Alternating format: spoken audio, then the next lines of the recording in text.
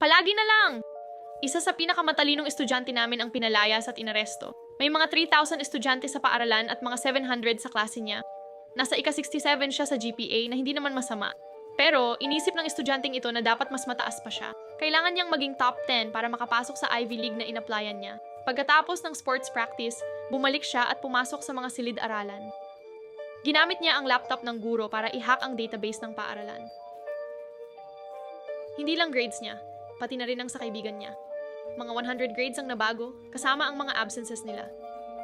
Ginawa niyang ika-7 sa klase ang dating ika-67 niyang ranggo. Naglagay siya ng malware sa computer ng guro at nag-hack mula sa library. Walang camera sa library, pero dahil marami sa mga grades na binago ay kanya at mas tumaas ang rank niya kaysa sa iba, inakala ng mga autoridad na siya iyon at inaresto siya. Paalam na sa mga Ivy League. Totoong sinabi sa klase ko. Ika-13 na bahagi. Hi, Ma'am Rogers, bago po ako. Pinapunta ako ng opisina sa klase niyo para sa unang period, kaya... Hello, natutuwa akong nandito ka. Anong pangalan mo, Ma'am Rogers? Oo. May mabalahibo ka bang colon?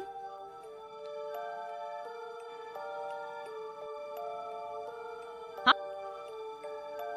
Ano? Kailangan kong itanong kung may mabalahibo kang colon. May mabalahibo ka bang colon kung sakali?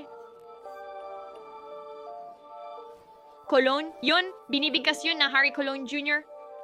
Pangalan ng pamilya, yan mga walang kulturang baboy. Wala kayong alam sa kultura. Ma'am Rogers, nalilito talaga ako. Buti naman, akala ko ako lang. Sige, magpatuloy na tayo.